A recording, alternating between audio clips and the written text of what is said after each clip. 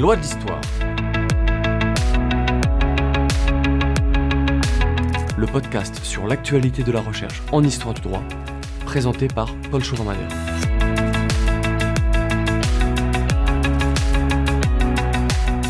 Le 7 avril dernier, à Poitiers, devant la maison de la Gibauderie pour être précis, plusieurs dizaines de franco-marocains affrontèrent Claude Mangin et son escorte. Alors, malheureusement, ils ne participaient pas à une reconstitution historique de la mythique bataille de 732 entre les Francs de Charles Martel et les Omeyyades d'Abd al-Rahman. Non, il s'agissait d'un conflit politique on ne peut plus sérieux entre indépendantistes sahraouis et unionistes marocains. Or, comme son nom ne l'indique pas, Claude Mangin est marié à l'un des indépendantistes, Nahama Asfari, emprisonné depuis 2010 pour homicide et association de malfaiteurs. Or, tel est du moins le verdict du tribunal militaire marocain qui l'a condamné, un verdict que refuse en revanche sa femme, qui vient d'entamer une marche des libertés de 2000 km jusqu'à la prison de Kénitra où se trouve son époux.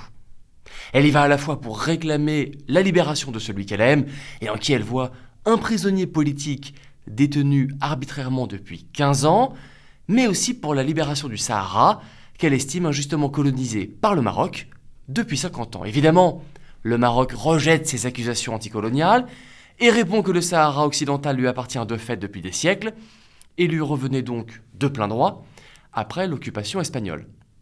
Il le dit au nom de différents arguments que je ne vais pas détailler aujourd'hui, mais que vous pourriez retrouver sous la plume d'un juriste français, Hubert Seillant.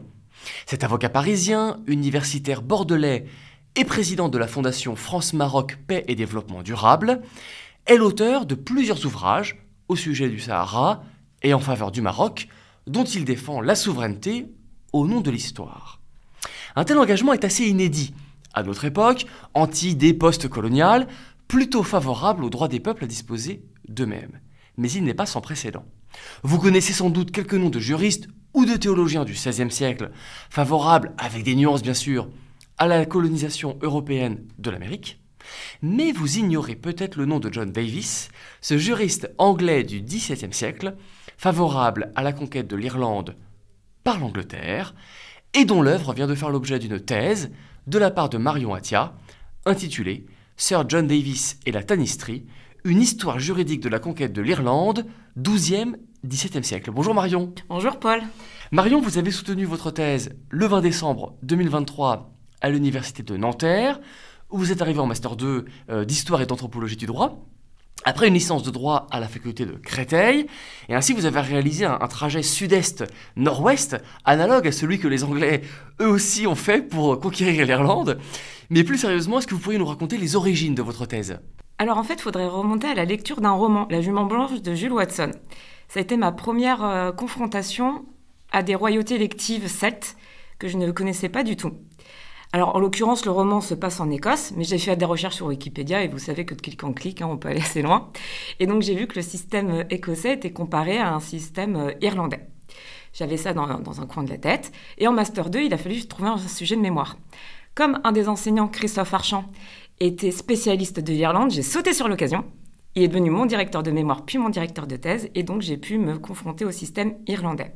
Pendant mon travail de mémoire, j'ai réalisé que la vision qu'on avait de la tanistrie aujourd'hui dans la culture populaire, parce qu'on peut retrouver dans des romans historiques, était en fait issue de la conception anglaise, développée au début de l'époque moderne. Donc si dans mon mémoire, j'ai quand même essayé de vraiment faire la coutume irlandaise médiévale, lors de ma thèse, j'ai voulu passer de l'autre côté et comprendre pourquoi les Anglais avaient conceptualisé cette coutume et pourquoi surtout ils s'étaient acharnés dessus et ont fait le fer de lance de la conquête irlandaise. Une conquête et une colonisation de l'Irlande que vous étudiez à travers le regard de John Davis. Qui est ce personnage ? Alors, il est né en 1569 et est mort en 1626, qui signifie qu'il a vécu et travaillé à la fin du règne d'Élisabeth et sous le règne de Jacques Ier d'Angleterre. Donc c'est un juriste, un officier, un homme politique, un historien et un poète anglais qui a fait ses études à Oxford dans un premier temps et ensuite a fait sa formation juridique à Middle Temple à Londres. Il faut savoir qu'à l'époque, les universités anglaises n'enseignent que le droit canonique et le droit civil. Les common lawyers... Droit civil, ça veut dire droit romain ? Oui, et donc les common lawyers, c'est-à-dire les spécialistes du common law, doivent faire leur formation dans des écoles à Londres, ce qui est le cas de Middle Temple, évidemment. John Davis est inscrit au barreau en 1595 et est nommé par Jacques Ier d'Angleterre, avocat général d'Irlande de 1603 à 1606, et il devient procureur général d'Irlande de 1606 à 1619. Ce qui signifie, dans les deux cas, que sa mission est de représenter les intérêts du roi devant les cours de justice. La différence entre les deux postes étant une question d'hiérarchie. Et pourquoi avoir choisi cet auteur? Quel est son intérêt à lui pour étudier la conquête très, très, très longue de l'Irlande? Ce qui est très intéressant avec John Davis, c'est que c'est à la fois un acteur et un historien de la conquête-colonisation. Il faut vraiment savoir qu'à l'époque, les deux termes sont utilisés par John Davis. Donc, en tant que procureur, une de ses missions va être d'invalider les titres de propriété obtenus par des seigneurs irlandais de la part de l'administration anglaise, pour bien sûr les exproprier et permettre la colonisation. Et en tant qu'historien, il brosse une analyse de l'histoire de la conquête irlandaise depuis le XIIe jusqu'au XVIIe siècle, d'où la borne temporelle de ma thèse, par le prisme juridique. Il voit le droit comme étant au cœur du processus. Pour lui, une conquête ne peut être réalisée que si l'ensemble des habitants du territoire conquis, en l'occurrence l'Irlande, sont soumis aux lois et aux magistrats du souverain. C'est-à-dire que la conquête n'est réalisée que quand le conquérant a implanté entièrement son système juridique en pays conquis. Et donc, ce John Davis est au centre de votre travail. Quelles sont ses sources, les principaux écrits que vous avez utilisés? Je dois vous donner les titres en entier? Bon, Si bon courage pour l'auditeur, hein. Je reviens dans une minute. Alors, son traité historique a pour titre « A Discovery of the True Cause Why Ireland was never entirely subdued nor brought under obedience of the Crown of England until the beginning of His Majesty's happy reign ». J'ai réussi. Et en français, ça donnerait quoi? 1612. Ah. Alors, une découverte de la vraie raison, ou de la vraie cause, pour laquelle l'Irlande n'a jamais été entièrement soumise ou on va dire, soumise à l'obéissance de la couronne d'Angleterre jusqu'au règne, plutôt jusqu'au début du règne de sa glorieuse majesté, comprendre Jacques Ier, évidemment. Il est également l'auteur, selon Hiram Morgan, d'un texte anonyme, Laws of Ireland. Donc Hiram Morgan lui attribue ce texte parce qu'en fait, on retrouve des thématiques qu'on retrouve beaucoup chez John Davis, mais avec les mêmes phrases, les mêmes tournures. Donc pour lui, c'est l'auteur de ce texte qui serait peut-être le prototype du Discovery. Et enfin, John Davis est l'auteur d'une compilation d'affaires judiciaires donc jugées en Irlande. Ce sont des reports. Donc ça, le law reporting est une activité commune chez les common lawyers. Une sorte de recueil d'arrêts? Oui, en fait, au début, ça s'appelait les annales judiciaires aussi. Le nom a beaucoup changé. Mais du coup, comme le droit anglais, le common law, est quand même essentiellement jurisprudentiel, dès qu'un arrêt contient des questions de droit intéressantes qui ont été débattues avec des solutions juridiques innovantes, certains juges ou certaines personnes qui ont été témoins vont les publier. Donc il est l'auteur des premiers recueils de reports d'Irlande qui vont rester les seuls pendant plus de 200 ans, donc vraiment une référence juridique. Donc ce sont les Reports des Cases and Matters and Lay, Resolved and Adjudged on les courtes d'Alroy en Irlande, paru en 1615. Je précise que je viens d'improviser la prononciation, ce que vous venez d'entendre, c'est du Low French. Donc c'est le jargon juridique des common lawyers, un mélange donc de latin, de français insulaire et d'anglais. C'est pour ça qu'il y a des mots, je ne sais pas si je dois les prononcer à la française ou à l'anglaise, c'est un peu compliqué. Je ne pourrais pas vous aider. Non, personne ne peut m'aider. Et à part John Davis, vous avez aussi utilisé de nombreuses autres sources. Lesquelles? Alors j'ai utilisé des sources modernes et médiévales, évidemment. En raison de son traité, il fallait bien que je recoupe ce qu'il affirmait. Donc, grosso modo, j'ai utilisé des inventaires archivistiques de l'administration d'Irlande. Donc, il y a beaucoup de recueils publiés par les archives, dont le contenu nous permet de connaître en résumé, mais parfois c'est très long, très détaillé, aussi bien des lettres closes, donc c'est-à-dire de la correspondance privée entre les officiers anglais entre eux ou entre les officiers et le roi, mais aussi des lettres patentes, donc c'est-à-dire des nominations, des concessions d'actes officiels ou des concessions de terre. J'ai également pu lire des comptes rendus de décisions de justice assez anciens, tels qu'ils ont pu nous parvenir, hein. On n'a pas tout. J'ai également lu des statuts, des ordonnances, des actes de Parlement d'Irlande, des chroniques anglaises, d'autres traités aussi sur l'Irlande, écrits à la même période de John Davis ou un petit peu avant, pour voir ses influences et aussi recontextualiser sa pensée dans l'environnement intellectuel du temps. J'ai également cherché à lire des sources de l'autre camp, côté irlandais, pour contrebalancer. Donc essentiellement les annales irlandaises et traités de droit irlandais, des compilations de coutumes et maintenant des écoles de droit irlandaises, parce qu'évidemment, comme je l'ai dit, la tannisserie est conceptualisée par les Anglais, mais il faut essayer de passer aussi de l'autre côté pour voir à quel point la perception anglaise était décalée de la réalité. Ça, ce sont vos sources.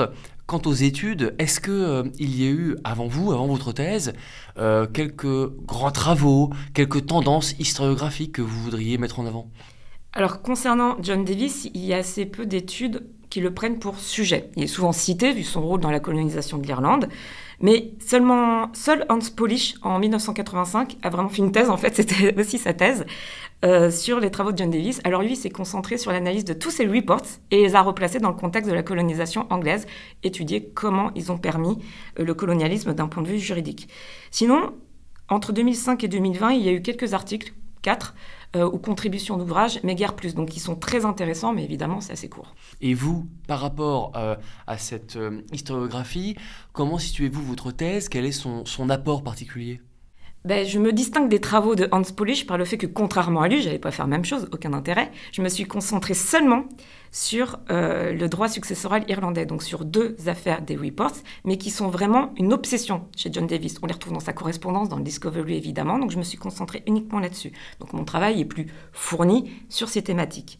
Par ailleurs, je me suis complètement affranchie des limites temporelles. C'est l'avantage de la section 3, c'est que comme tous les historiens sont réunis au même endroit, même si ce n'est pas la tradition, on peut se permettre de faire à la fois une thèse médiévale et moderne, ce qui m'a permis d'avoir le même prisme temporel que John Davis.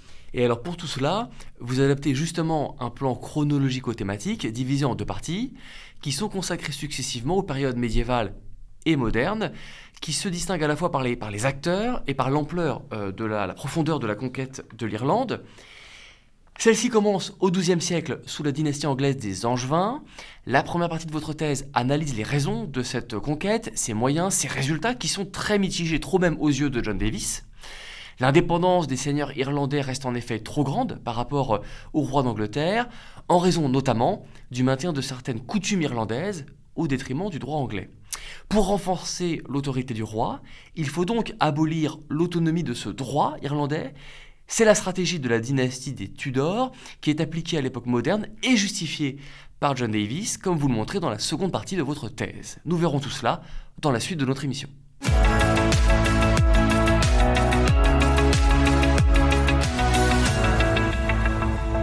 Si la conquête d'un pays comme l'Irlande commence par les armes, elle s'achève par le droit. Tel est l'enseignement de John Davis et l'intérêt de son œuvre pour nous, juristes. Et que l'on soit publiciste ou privatiste, car toute conquête comporte ces 2 volets que l'on va étudier successivement, en commençant par l'aspect public avant de voir l'aspect privé. De même qu'on va distinguer les branches constitutionnelles et administratives du droit public aujourd'hui, on peut distinguer ici ce qu'on peut appeler la conquête du pouvoir royal et celle des pouvoirs locaux. Au niveau royal, d'abord, la conquête de l'Irlande, on l'a dit, a débuté au XIIe, sous le règne du roi d'Angleterre Henri II. Mais alors, qu'est-ce qu'il est venu faire en Irlande ? Il est venu réaffirmer son autorité sur ses vassaux qui ont réellement opéré la conquête. Alors, il faut comprendre ce qui s'est passé. Tout vient d'un conflit entre Irlandais pour la haute royauté d'Irlande. Donc, le roi du Leinster, Diarmaid MacMurrough, perd face à Ruaidhri O'Connor, qui est le roi du Connacht, qui s'impose pour récupérer la haute royauté d'Irlande et qui le bannit, qui l'exile tout simplement du pays. Diarmaid va chercher l'aide d'Henri II, après un long voyage, parce qu'il n'était plus en Angleterre, il a dû le poursuivre jusqu'en Aquitaine, où Henri II a déjà des problèmes, en fait, sur place, pour gérer ses propres domaines. Donc il ne peut pas l'aider personnellement. Toutefois, il l'autorise à retourner sur ses dominions, donc plutôt en Grande-Bretagne, enfin ce qu'on appelle aujourd'hui la Grande-Bretagne, pour lever des troupes auprès de ses vassaux. Donc il a autorisé, mais c'est pas lui qui avait prémédité, planifié l'opération. Pas du tout.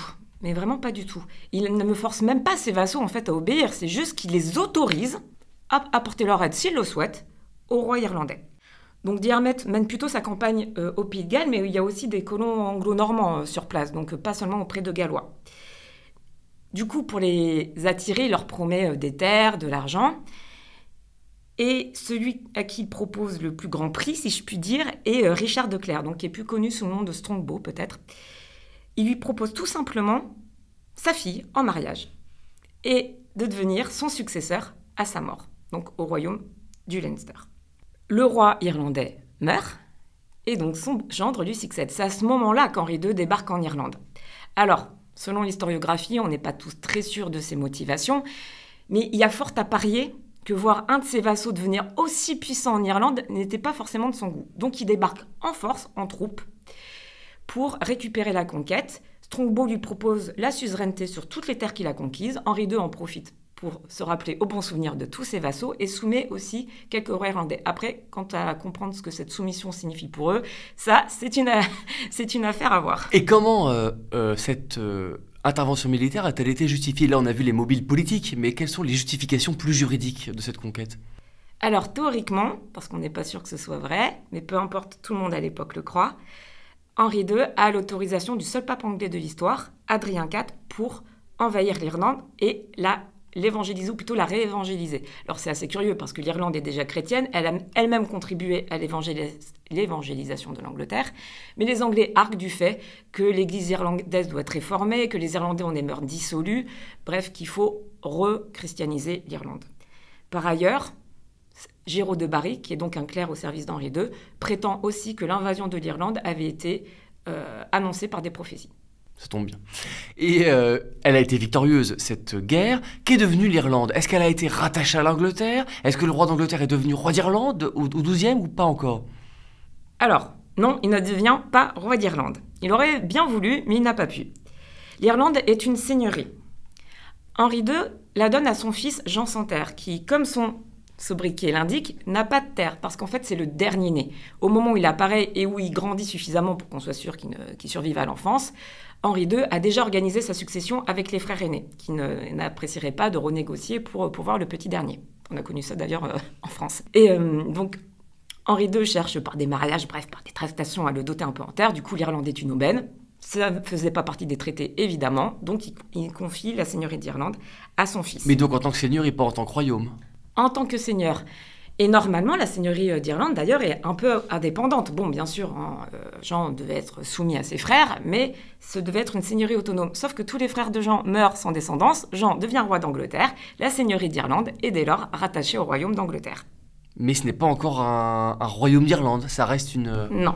Et comment ce roi d'Angleterre va être aussi qualifié de roi d'Irlande? À quel moment et comment? Il faut attendre Henri VIII. Il ne pouvait pas devenir roi d'Irlande auparavant. Déjà, il n'y a jamais eu de roi d'Irlande. Certes, il y avait un roi, je vous en ai parlé, mais c'est une fonction honorifique. Certes, qui apporte des avantages, je ne vais pas rentrer dans le détail, mais ce qu'il faut savoir, c'est que le roi d'Irlande n'a pas vocation à gouverner l'Irlande.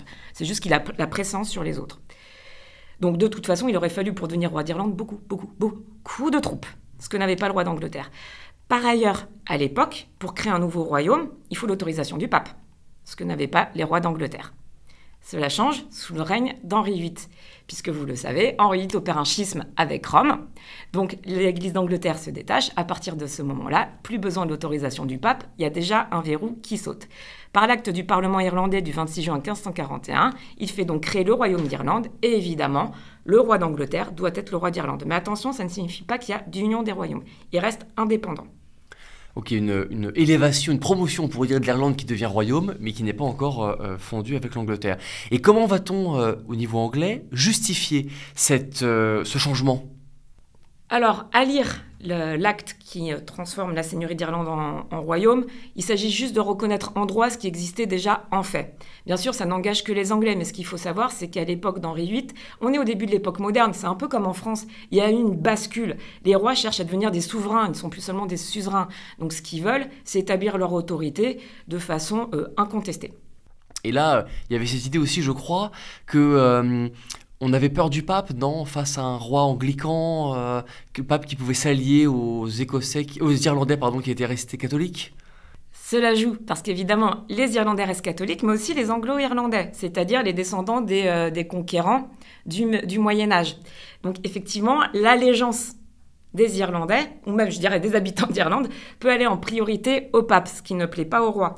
Par ailleurs, l'autre avantage de faire du roi d'Angleterre le roi d'Irlande, puisque c'est à l'époque où le roi est souverain, ça signifie que par principe, tous les habitants lui sont soumis, lui doivent allégeance, alors qu'à l'époque féodale, vous le savez sûrement, il faut des contrats particuliers, il faut que chacun se soumette particulièrement. Tandis que là, normalement, en théorie, par principe, tout le monde y obéit. Mais ça, c'est la théorie.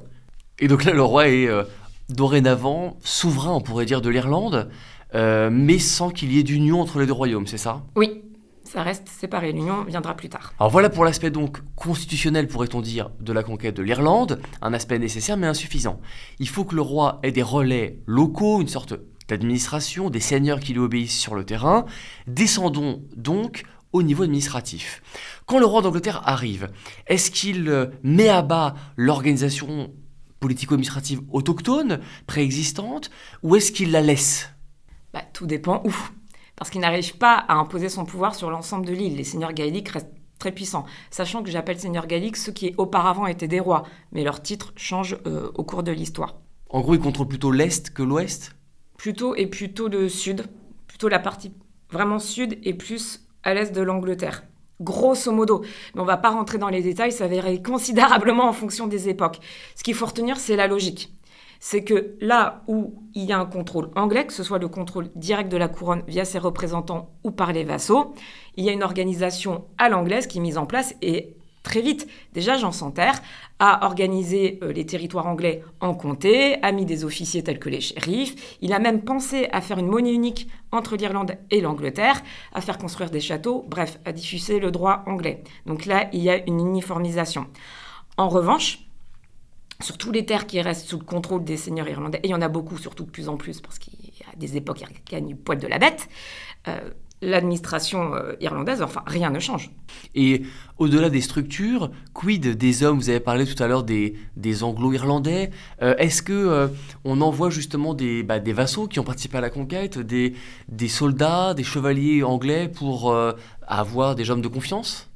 Mais la plupart des vassaux restent sur place, et donc même ont de larges domaines, parce qu'il faut quand même qu'ils tiennent, militairement, parce que sinon la conquête, enfin, il n'y a vraiment pas de conquête possible. Et dans les zones pareilles où les Irlandais ont gardé leur pouvoir, là, il est impossible de mettre quelqu'un d'autre à leur place, il sera bien accueilli. Donc, oui, c'est quand même une société guerrière, faut pas l'oublier. Donc, ce sont surtout les vassaux qui ont conquis qui restent sur place, et ensuite on envoie des Anglais, mais là pour vivre, pour peupler les villes et tout, donc on peut les considérer un peu comme des colons. Oui, des civils. Des colons civils. Et ces colons, qu'ils soient militaires ou pas, de l'élite ou pas, vont devenir des anglo-irlandais, ils vont s'acculturer, s'acoquiner avec les indigènes, s'émanciper un peu du roi d'Angleterre. Comment ça s'est traduit, cette interculturation ou acculturation? Alors l'acculturation, c'est vraiment le point de vue anglais. Eux, ils ont ça en horreur. Ils ont vraiment l'impression que ces Anglais d'Irlande deviennent Irlandais. Alors en réalité, pour les traductions de ce phénomène, ça dépend vraiment des personnes et des familles. Donc je vais vous donner des exemples qui ne sont pas forcément cumulatifs, et il y en a qui cumulent tout. Donc bien sûr, il y a le langage, premier point, mais bon, il faut pouvoir discuter avec la personne en face, même si on a l'habitude de lui taper dessus quand même, faut quand même pouvoir parler. Il y a l'habillement, le moyen de monter à cheval, qui se distingue, puisque les Irlandais montent à cru, ce qui est so shocking pour un Anglais. Mais ce qui est le plus embêtant pour les autorités, c'est aussi qu'il y a des unions mixtes, donc des mariages entre Irlandais et entre Anglais, donc les enfants sont métis, imprégnés des deux cultures. Il y a aussi les placements en famille d'accueil, très courant au Moyen-Âge. Mais forcément, quand un enfant anglais est élevé dans une famille irlandaise, il va vraiment être imprégné de culture irlandaise. Il y a aussi ce qui pose problème pour les autorités anglaises, c'est que certains abandonnent le système successoral anglais pour adopter la tanistrie, justement, ce qui leur pose beaucoup de problèmes. Et pourquoi est-ce que les seigneurs anglais qui arrivent se sont comme ça mélangés de toutes les façons dont vous avez parlé, ont adopté le mode de succession dont vous avez parlé? Pourquoi ne sont-ils pas restés en tant que dominants, fiers de leurs racines, de leur identité Dominant, ça se discute. Hein. On est dominant jusqu'à ce qu'on soit renversé. Non, il y avait un intérêt pratique, même de survie, puisqu'il y avait des conflits constants. Mais bon, même si ce sont, d'accord, c'est l'époque féodale, c'est l'aristocratie guerrière, ce que vous voulez, quand même fatigant d'être toujours en guerre. Évidemment, à passer des alliances avec les Irlandais leur permettait de se sécuriser. Surtout que ce qu'il faut comprendre, c'est que comme en Irlande, il y a plusieurs royaumes, parfois rivaux entre eux, finalement, les Anglais de l'époque médiévale qui sont arrivés sont des nouveaux joueurs sur l'échiquier politique, mais du coup, ils peuvent avoir leur place en faisant des alliances, bref, en s'imprégnant de la culture, de la politique irlandaise. Ils peuvent se sécuriser de cette façon. En plus, cela peut renforcer leurs troupes face à leurs rivaux, qui soient d'ailleurs d'autres, que ce soit d'autres familles anglo-irlandaises ou des Irlandais, puisque grâce à ces alliances, il peut y avoir aussi un renfort de troupes militaires. C'est pour ça qu'il faut vraiment distinguer plusieurs catégories de population en Irlande. Vraiment, vous avez les anciens Anglais qui sont arrivés à l'époque médiévale. Donc ce sont eux qui se sont le plus interculturés, si on peut dire. Donc certains d'entre eux deviennent vraiment anglo-irlandais. Ce que j'appelle les anglo-irlandais, ce sont ceux qui sont allés le plus loin dans l'adoption des coutumes irlandaises, y compris successorales. Ceux qui restent anciens anglais à l'époque moderne sont ceux qui sont là depuis longtemps, qui sont différents des Anglais d'Angleterre, mais qui sont beaucoup moins acculturés. Et enfin, vous avez les nouveaux Anglais qui arrivent à l'époque moderne, ce sont eux qui critiquent tout ce système, qui, eux, viennent, restent quelques années et repartent. C'est vraiment à l'époque moderne où toutes ces distinctions dont on parle vont poser problème. Et ces différentes personnes, à des degrés différents, se mêlent aux populations locales, à leur culture. Est-ce qu'ils deviennent dangereux pour le roi d'Angleterre? Est-ce qu'ils deviennent belliqueux? Est-ce qu'ils deviennent une menace? Tout dépend si le roi d'Angleterre va empiéter sur leurs prérogatives. Ils se considèrent toujours fidèles au roi d'Angleterre. Ça, ce n'est pas le problème. Il n'y a pas de désir d'indépendance. C'est ce que craignent les autorités anglaises, mais a priori, non, il n'y a pas de désir d'indépendance. En revanche, avec le temps, à l'époque moderne, la distinction dont je vous parle finit par poser problème, parce que l'autorité anglaise et les nouveaux Anglais veulent mettre de nouvelles personnes à la tête des administrations, remplacer progressivement les anciens Anglais qui tenaient les postes. Là, ça passe moins, parce qu'ils considèrent que certes, ils sont fidèles au roi d'Angleterre, mais que ce sont eux qui doivent gouverner l'Irlande anglaise, si je puis dire. C'est à ce moment-là qu'il peut y avoir des frictions, c'est à ce moment-là qu'ils peuvent devenir belliqueux, et qu'il y a quelques rébellions. Et alors face à ces rébellions, à ces frictions, comment réagissent les rois d'Angleterre? Quelles mesures vont-ils prendre? Alors les rébellions sont matées, on envoie l'armée. Après on négocie, on ne va pas forcément être très sévère, ça dépend vraiment des cas. Il y a des rébellions qui sont réprimées dans le sang, d'autres on va renégocier, tout dépend de la situation. Mais globalement, de toute façon, face à tout ce phénomène d'acculturation, ou plutôt d'interculturation, les rois anglais vont manier la carotte et le bâton, ça dépend un peu des périodes. À l'époque médiévale, ils essaient vraiment plutôt le bâton, d'interdire cette acculturation pour essayer de réangliciser leurs vassaux, leurs colons, si je puis dire, pour les ramener dans le giron de l'autorité anglaise. C'est par exemple le cas des célèbres statuts de Kilkenny de 1366 qui instaurent une sorte d'apartheid. Enfin, c'est même pas une sorte, j'hésite parce que le mot est arrivé plus tard, mais c'est la même chose. Ils doivent pas se mélanger, ils doivent pas parler la même langue, ils doivent pas s'habiller pareil. Enfin, vraiment une séparation stricte. Au début de l'époque moderne, face au rapport de force et aux échecs successifs de ces législations, il y a des négociations. Donc, alors une partie des politiques de conciliation ne vise que les Irlandais, mais pour les Anglo-Irlandais, qui sont parfois beaucoup rebellés, on va leur proposer de se soumettre à nouveau au roi d'Angleterre, de faire reddition de leurs terres, de les récupérer selon le droit anglais et le droit successoral anglais, en contrepartie sont anoblis. Oui, c'est ce que vous appelez, je crois, la soumission et anoblissement, ou la reddition et restitution, quoi. C'est une sorte d'échange de... Oui, alors en fait, c'est moi qui fais la distinction, puisque dans l'historiographie, tous les politiques de conciliation sont appelées reddition et restitution. Puisqu'il y a le même mécanisme, c'est-à-dire que les seigneurs anglo-irlandais ou irlandais viennent se soumettre au roi, rendre leurs terres et les récupèrent. Et restitution. Voilà. Ils les récupèrent, mais cette fois sous couvert du droit anglais qui va les permettre d'être protégés devant les tribunaux. Oui, ils récupèrent un titre de concession anglais. Donc du coup, ils peuvent se défendre face aux tribunaux anglais. Et normalement, dans ces restitutions, ils s'engagent à s'angliciser. Bon, ça marche plus ou moins en pratique.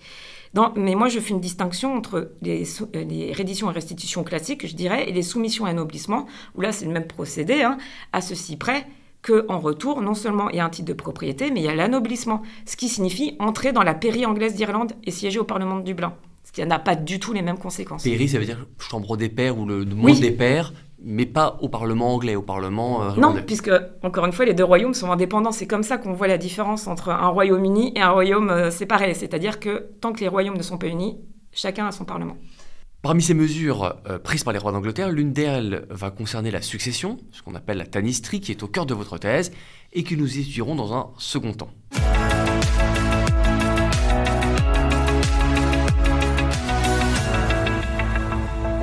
Cette conquête juridique plutôt privée maintenant est nécessaire à l'achèvement de la conquête politique de droit public selon John Davis. Elle passe d'une manière générale par la soumission de l'Irlande au droit anglais, au common law, on verra ça dans un premier temps, une soumission qui implique en particulier la suppression de la tanistrie, qui fonde en partie le pouvoir des seigneurs irlandais, dont on a vu la dangerosité, les tendances émancipatrices pour le roi d'Angleterre, et on verra ça dans un second temps. La soumission de l'Irlande au droit irlandais ne va pas de soi.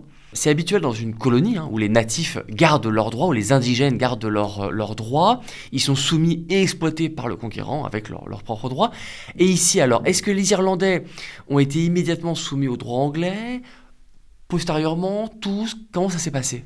Alors là, les questions que vous posez, c'est vraiment une vision coloniale qui est beaucoup plus tardive. À l'époque, ça ne se passe pas du tout comme ça. Donc tout dépend du lieu de résidence. Évidemment, Dans les aires sous contrôle irlandais, rien ne change, la question ne se pose pas. Dans les aires sous contrôle anglais, c'est très variable. Et parfois au cas par cas. Puisqu'encore une fois, il faut se rappeler qu'à l'époque, au départ, on est dans une logique féodale. Donc tout se passe par des rapports particuliers avec le roi ou la reine. C'est par contrat. Donc certains Irlandais peuvent accéder au bénéfice du droit anglais parce que c'est à double tranchant. Certes, ils sont soumis à un droit étranger, mais ils en bénéficient aussi, puisqu'ils peuvent se protéger devant les tribunaux. S'ils ne sont pas ce privilège-là, ils peuvent être tués en toute impunité. C'est arrivé qu'on ait des décisions de justice où un Anglais tue un Irlandais, mais dans l'argumentation, bref, lors de la plaidoirie, on établit que cet Irlandais n'est pas protégé par le common law, donc l'Anglais peut être relâché. Mais des fois, pas du tout. Des fois, il est poursuivi. Tout dépend du bénéfice de la protection. Et ça, les seigneurs choisissaient d'être soumis au droit anglais ou ils étaient imposés par le roi? Comment ça se passait? Alors, ça ne concerne pas que les seigneurs, ça concerne aussi les particuliers. Donc, après, en pratique, pour ça, il faut savoir écrire, il faut connaître les procédures. Donc, c'est plutôt les particuliers assez importants. Mais ça peut être aussi des commerçants ou autres, s'ils sont assez renseignés. Donc, il y a plusieurs procédures. Une des procédures s'appelle la dénisation. Alors, c'est assez compliqué à traduire. Avec de gros guillemets, je dirais naturalisation. Des guillemets parce qu'en fait, il y a aussi des procédures de naturalisation, mais qui arrivent plus tard. Mais c'est cette idée que, de façon particulière, un justiciable irlandais demande à être admis sous la protection, demande à devenir sujet anglais. Donc, en contrepartie, il aura les mêmes libertés qu'un sujet anglais. Il y aura quelques petites exceptions dans les détails, mais on ne va pas rentrer là-dedans. Donc ça, c'est un des moyens, mais c'est vraiment du cas par cas. Et surtout, ce n'est pas transmissible aux héritiers. Donc, c'est vraiment personnel. Ensuite, certains Irlandais vivent dans des villes anglaise. Et là, on est encore dans la logique médiévale. On n'est pas censé... Ils ont vraiment accès à la citoyenneté, mais au sens littéral. C'est-à-dire que les habitants de certaines villes, s'ils arrivent à accéder au statut de citoyen, ont des droits et des privilèges. Donc, hommes ou femmes, certains Irlandais vivant dans des villes anglaises parviennent à ce statut. Il est même arrivé qu'un Anglais devienne, par exemple, citoyen de Dublin, donc dublinois, parce qu'il a épousé une Irlandaise qui était elle-même citoyenne. Donc, ça peut se passer dans ce sens-là. C'est un autre moyen d'y arriver. En tout cas, il n'y a pas de mesure générale ou pas au Moyen-Âge? Pas au Moyen-Âge. Il faut attendre le début de l'époque moderne, puisqu'en fait, c'est un changement de toute façon dans la conception du rapport de suggestion, du lien entre le roi et ses sujets. Oui, et pas que pour l'Irlande, c'est quelque chose de plus général en Angleterre, en Europe même. Globale. Cela signifie donc que le droit irlandais survit. C'est un droit coutumier, vous l'avez dit, un droit coutumier assez singulier, je crois. Est-ce que vous pourriez nous donner quelques exemples d'éléments originaux du droit irlandais? Alors, je vais bien sûr plutôt donner des exemples en matière matrimoniale ou sexucérale, puisque c'est là-dessus que je me suis concentrée. Je vais vous dire surtout ce qui ne passe pas, mais pas du tout, auprès de l'administration anglaise. Alors, la polygamie, ça ne passe pas. Les Irlandais étaient encore polygames, alors? Oui, ils étaient encore polygames. On ne va pas rentrer dans le détail, mais vraiment, le droit matrimonial irlandais est très compliqué, parce qu'il y a les différents statuts d'épouse, plus les concubines, enfin, c'est assez compliqué. Ils peuvent divorcer aussi. L'homme comme la femme peut demander le divorce. Bien sûr, il y a des conditions, mais c'est possible. Comme le divorce est admis, le remariage aussi. D'où l'idée que quand les Anglais, au début, lors de la conquête, affirmaient que les Irlandais n'étaient pas extrêmement orthodoxes, c'était pas totalement faux alors. Il y avait quand même une violation du droit canonique. C'était pas faux, mais tout simplement parce qu'en Irlande, à cette époque-là, le mariage est plutôt considéré comme un contrat séculier, pas vraiment un engagement devant l'Église. Donc c'est plutôt... Enfin, c'est sur un autre plan. Dans leur logique, ça les gênait pas. Du point de vue des Anglais, forcément, ils ont détourné cet argument, c'est évident. Surtout que du coup, puisqu'il y a la polygamie, puisqu'il y a les divorces et le remariage, du point de vue anglais, les bâtards sont admis à la succession. Même si en réalité, ça dépend du statut de la mère, quand même. Tout le monde n'est pas admis. Mais de leur point de vue, les bâtards peuvent succéder, ce qui est un outrage. Il y a aussi différentes coutumes successorales, parce qu'il faut arrêter de croire qu'il y a un droit successoral pour toute l'Irlande. Non, pas du tout. Déjà, ça dépend de quelle succession on parle. Est-ce que c'est à la tête des familles dirigeantes, ce que j'appelle les successions politiques pour simplifier dans ma thèse, sinon on s'en sort pas, ou les autres familles. Puis même les coutumes changent, ça dépend des familles. Donc tout ça est très étrange pour les Anglais. Étrange et même mal vu. Est-ce qu'on peut parler d'une forme de mépris, pourquoi pas de racisme, de préjugés des Anglais à l'égard et des coutumes et des Irlandais eux-mêmes? Ah oui, là on peut y aller, préjugés, mépris, racisme, tout y passe. Déjà, les Anglais considèrent qu'ils ont la meilleure culture du monde. Encore aujourd'hui. Oui, je ne me prononcerai pas là-dessus. Mais donc forcément, déjà, qui n'a pas une culture anglaise a un peu méprisé, parce que les pauvres, c'est déjà moins bien. Et on peut vraiment parler de racisme, en réalité, c'est pas du tout exagéré. Franchement, un jour, je devrais m'amuser à extraire de certains textes des éléments vraiment qui permettent d'identifier et donner aux étudiants en mélangeant à d'autres textes d'autres périodes, on verrait s'ils arrivent à s'y retrouver. Si près que là, le racisme atteint des sommets de créativité, puisque c'est efficace, même si c'est bête. Quand on est raciste, généralement, on s'attaque au physique. Ah, un tel a les yeux bridés, un tel a la peau noire. Là, les Anglais et les Irlandais se ressemblent, ils l'admettent. Donc du coup, mais vraiment, tout y passe. La frange bouclée, ça y passe, ça ne va pas, hein, ce sont des sauvages. Le manteau, Edmund Spencer a écrit des pages sur le manteau irlandais qui fait d'eux vraiment des sauvages.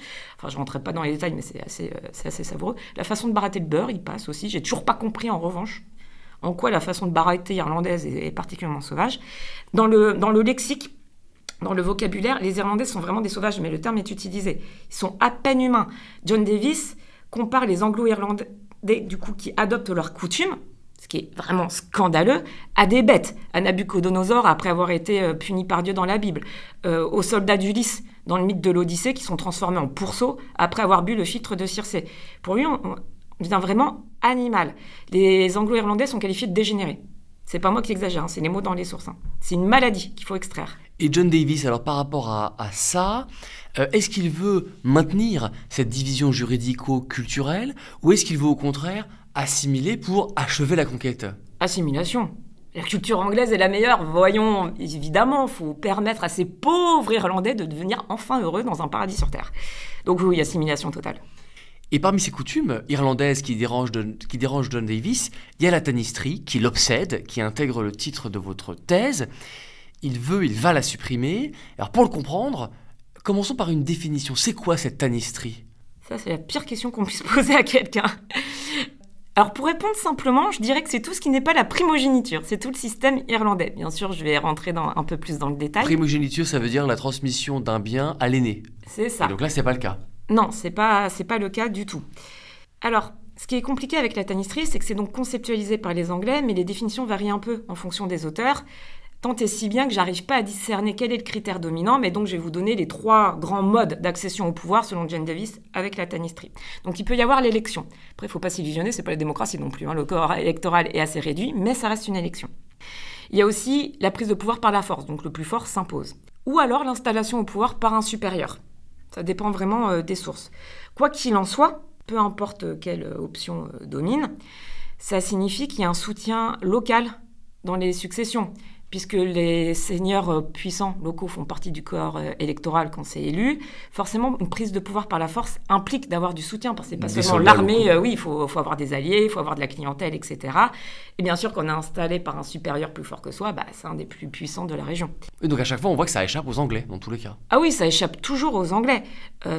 C'est vraiment, en plus par ces systèmes, surtout quand ils sont électifs, certaines familles peuvent se tenir entre elles, puisque finalement, chacun aide l'autre à accéder au pouvoir, donc vraiment ça échappe totalement aux Anglais.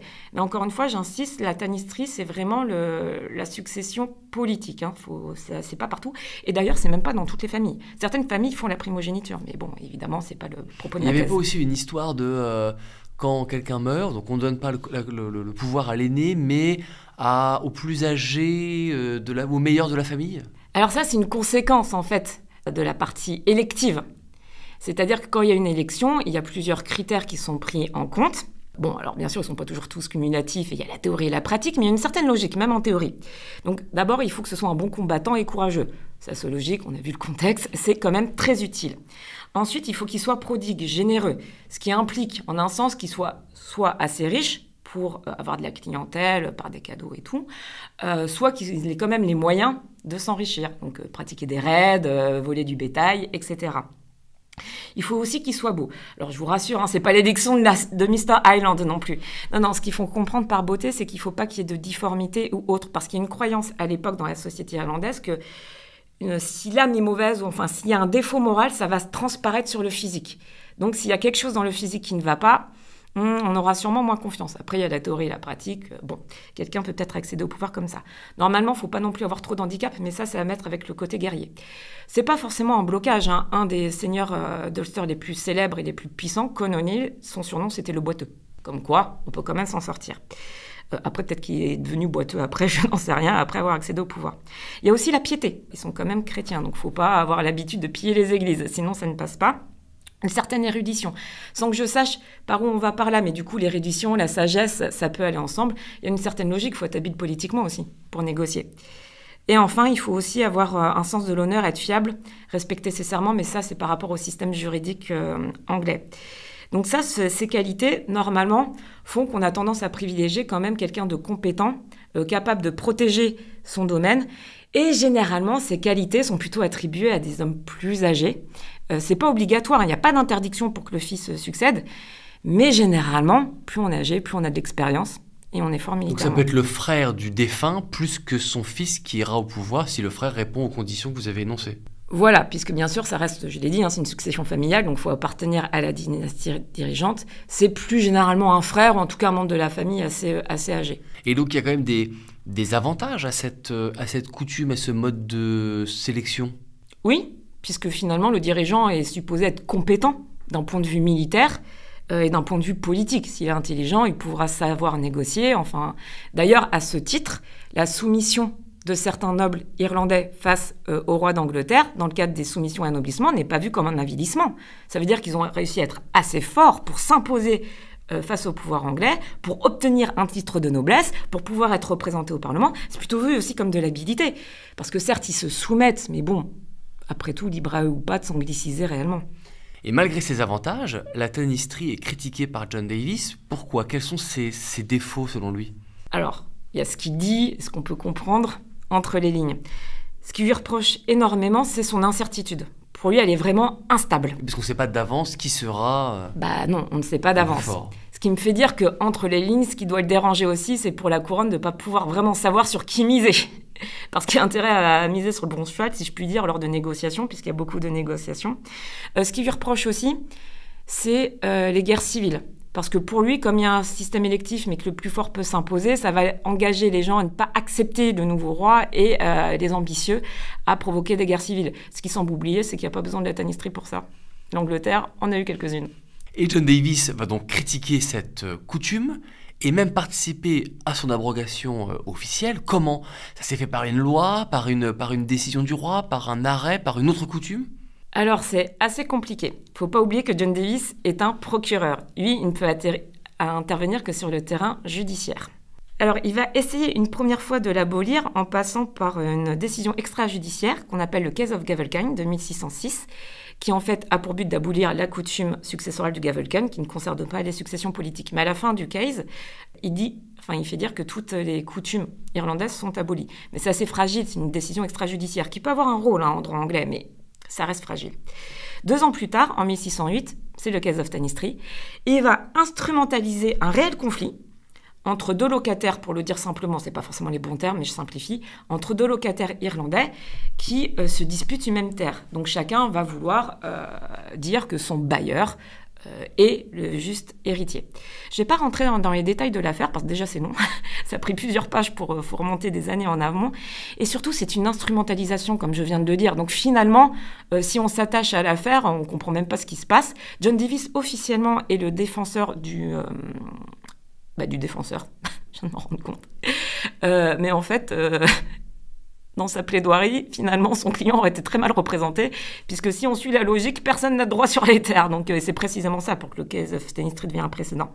Donc là, il y a une affaire à laquelle participe John Davis, oui. Et ça aboutit donc à l'abrogation de cette coutume, ou c'est plus tard que ça va se faire ? Alors, dans l'affaire, il va développer les arguments pour l'abrogation de la coutume. Le hic, peut-être que son client s'est rendu compte qu'il y avait un petit problème, je ne sais pas, je ne peux pas le dire, mais toujours est-il que le jugement n'a jamais été rendu officiellement, parce que les parties ont fini par régler leurs problèmes à l'amiable. Franchement, vu la conclusion du jugement, elles n'ont pas eu tort. Mais du coup, il développe vraiment toute la rhétorique sur l'admission des coutumes en common law. Et donc, comme ça passe par des reports, le système de common law étant ce qu'il est, même si le jugement n'a pas été rendu officiellement, le Case of Tanistry est considéré aujourd'hui par des juristes actuels, c'est cité dans des décisions du XXIe siècle, comme le précédent de l'admission des coutumes autochtones par l'Empire. Alors que colonial. La décision n'a même pas abouti. Oui. Donc c'est toute la force des reports. C'est pour ça que ça peut choquer d'un point de vue anglais qu'on s'intéresse plus aux reports qu'aux records, donc les enregistrements officiels, mais c'est vraiment les reports qui servent d'argumentation en réalité dans les plaidoiries. Donc vraiment, il va fixer les critères d'admission d'une coutume autochtone. Oui, parce qu'en effet, Pour résoudre la question entre les deux bailleurs, il fallait se prononcer sur la validité de la coutume de Tanistry par rapport au droit anglais. Et comment alors? Quelles étaient les conditions de validité d'une coutume selon un juriste anglais du début du XVIIe? C'est assez drôle parce que c'est précisément à cette époque que les critères vont commencer à être discutés et fixés. Donc je ne vais pas vous donner tous les critères, surtout qui peuvent varier entre les auteurs. Mais pour avoir étudié la question, il y a quand même 4 critères qui ressortent. John Davies, par exemple, en met 5, donc il y en a un que je ne vous citerai pas. Parmi les 4 critères les plus importants et qu'on retrouve tout le temps, il y a l'immémorialité. La coutume doit remonter aussi loin qu'on s'en souvienne. En pratique, ça signifie que personne ne doit être en mesure de dire qu'on a fait autrement à une autre période. Il y a aussi la continuité. Ça signifie que la coutume doit toujours avoir été appliquée et n'a pas été interrompue justement par l'irruption d'un autre droit, d'un autre système juridique. Il y a la certitude. Alors tout va se jouer sur l'interprétation évidemment de ce critère de certitude.